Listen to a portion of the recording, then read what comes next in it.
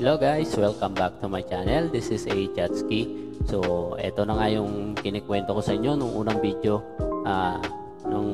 Sa unang video, nag-deposit tayo ng $10. So, $10 nasa 581 pesos yun. Di-deposit natin. So, ngayon, tumubo na tayo. Naging $89.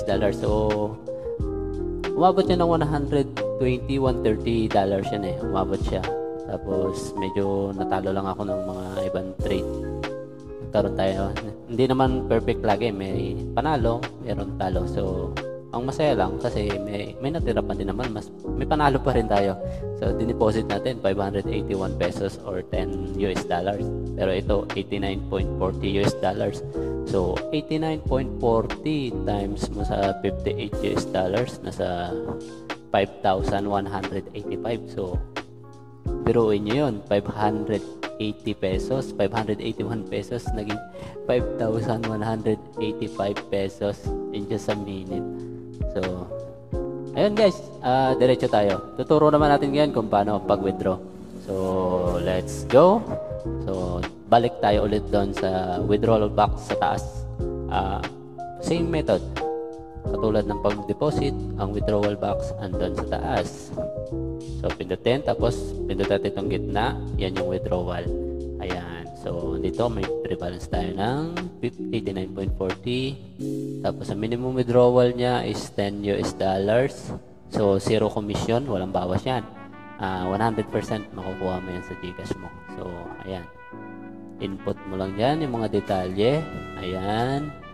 First name, last name, phone number, state of region, kung saan ka lugar nakatira. Manila, ayan.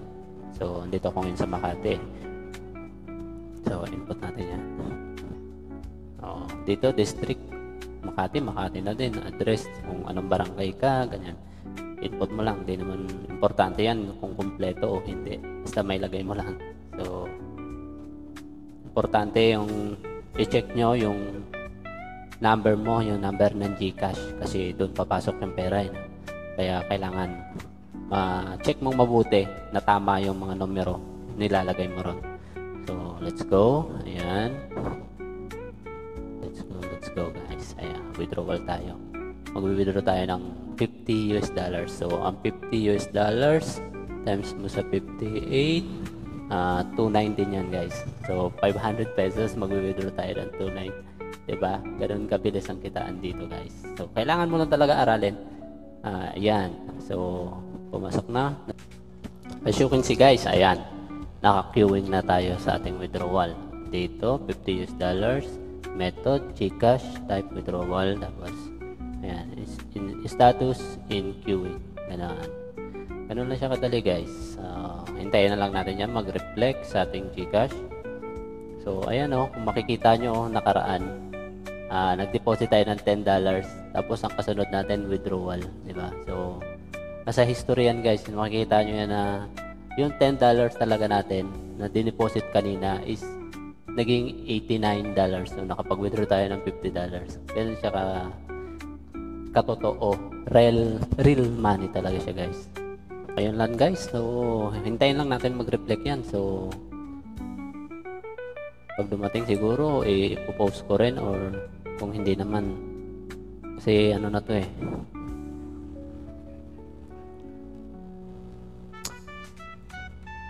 Ayun na guys. Maraming salamat sa inyong panonood.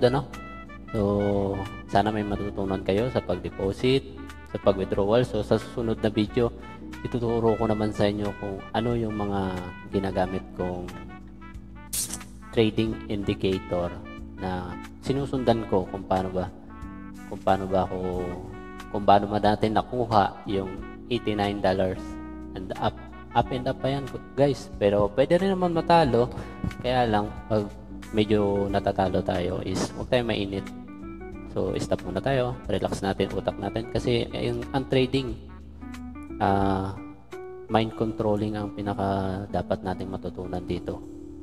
So dapat yung skills natin siguro nasa 20% lang, pero yung mind natin nasa dapat 80%. Emotions, yan, dapat magaling tayo mag-control. Kasi pag nadadala tayo ng market, so talo na tayo tapos umiinit pa tayo. O kumbaga dapat panalo na, hinahabaan pa natin, mga ganun. So kasi matindi ang volatile ng market eh. So pwedeng magbago sa isang segundo, isang minuto, pwedeng bumagsak, pwedeng tumaas, depende. Pero guys, ingat ng lagi at pag-aralan natin, kontrolin yung ating mga emotion sa lahat ng bagay naman eh, lalo na dito sa trading. Kaya kailangan relax tayo, tapos yung utak natin refresh lagi. Hindi tayo dapat, huwag tayo magpaka-stress. So maraming salamat guys.